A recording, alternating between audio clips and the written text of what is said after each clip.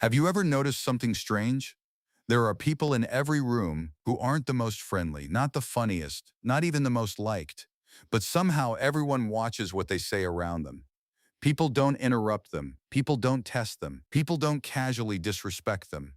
Not because they're loved, but because they're respected. And here's the uncomfortable truth most people never realize. Being liked and being respected are not the same thing. In fact, chasing one often destroys the other. Because the more you try to be liked, the more you tolerate things you shouldn't. The more you explain yourself, the more you smile through disrespect. And slowly, without noticing, you train people to take you lightly. But the people who are respected without being liked, they do a few things very differently. And once you see it, you can't unsee it. Let's start with the first shift. They are not available for everything. Most people live like open doors. Anyone can walk in, anyone can interrupt, anyone can demand their time, attention, energy, and at first it feels like kindness. But over time, it becomes access without value. Because when people know they can always reach you, always interrupt you, always get a response, they stop respecting your time. Now compare that to someone who is a little harder to access. They don't reply instantly. They don't say yes to everything. They don't rearrange their life to accommodate others. Not aggressively, not rudely, just selectively. And that selectiveness sends a signal. My time is not cheap. That alone changes how people treat you. Because people respect what feels limited, not what feels endlessly available. Second, they don't rush to defend themselves. This one is subtle, but powerful. Most people, when questioned, challenged, or misunderstood, start explaining. They justify their decisions. They clarify their intentions. They try to make sure everyone gets them. But here's the problem. The more you explain, the more it looks like you need approval, and people can feel that. Now look at someone who is respected. They answer, but briefly, or sometimes they don't answer at all. Not because they're hiding something, but because they understand something most people don't. Not every question deserves an explanation, and not every opinion deserves a response. When you stop over-explaining your life, you remove the idea that your choices are up for debate, and that creates a quiet kind of authority. Third, they are comfortable with silence. This is where most people fail, because silence feels risky. It feels like losing control. It feels like weakness. It feels like you should say something, anything, just to fill the space. But the people who command respect, they don't rush to fill silence. They let it sit. When someone says something disrespectful, they don't immediately react. They pause, they look, they let the weight of the moment hang, and something interesting happens. The other person starts to feel it. That discomfort, that tension, that awareness of their own behavior, because silence doesn't hide things, it exposes them. And when you stay calm in silence, you force the other person to face themselves. That's why silence, used correctly, feels powerful, because it shows control, and control is often mistaken for strength. Fourth, they don't try to win every interaction. Most people are constantly trying to prove something, to win arguments, to correct people, to show they're right.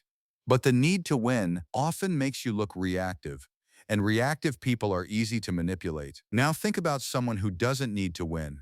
They let small things go. They don't chase every misunderstanding. They don't fight for validation in every conversation. And because of that, they feel steady, grounded, unshaken. That kind of energy makes people think twice before testing them, because it's hard to control someone who isn't trying to prove anything. Fifth, they are okay being misunderstood. This is where it gets uncomfortable, because most people hate being misunderstood. It creates anxiety, a need to fix the narrative, to correct the image, to make sure everyone sees them the right way. But here's the truth. The more you try to control how people see you, the more you give them control over how you feel. People who are respected, they don't chase perception. They focus on alignment. They know who they are. They know why they do things, and they accept that not everyone will understand. That acceptance creates stability, and stability creates respect. Because when someone can't shake your sense of self, they stop trying to.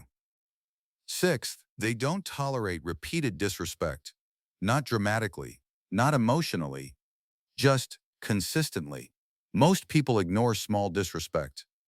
A comment here, a joke there, a boundary crossed just once.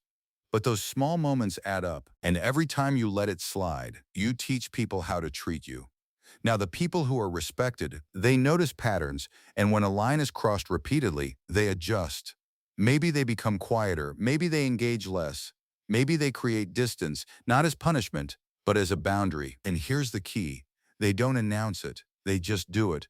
And that quiet shift in behavior sends a stronger message than any argument ever could. Seventh, they carry themselves differently. This isn't about arrogance, it's about presence. You can feel it when someone walks into a room. They're not trying to impress. They're not seeking attention, but they're also not shrinking. They make eye contact. They speak clearly. They move without hesitation. And most importantly, they don't adjust themselves to make others comfortable at their own expense. That kind of presence does something subtle. It tells people, I'm not here to compete. I'm not here to prove, but I'm also not here to be diminished. And people pick up on that instantly. Now here's the part most people don't want to hear. If you start doing these things, some people will like you less. You'll seem distant to those who benefited from your availability. You'll seem cold to those who relied on your reactions.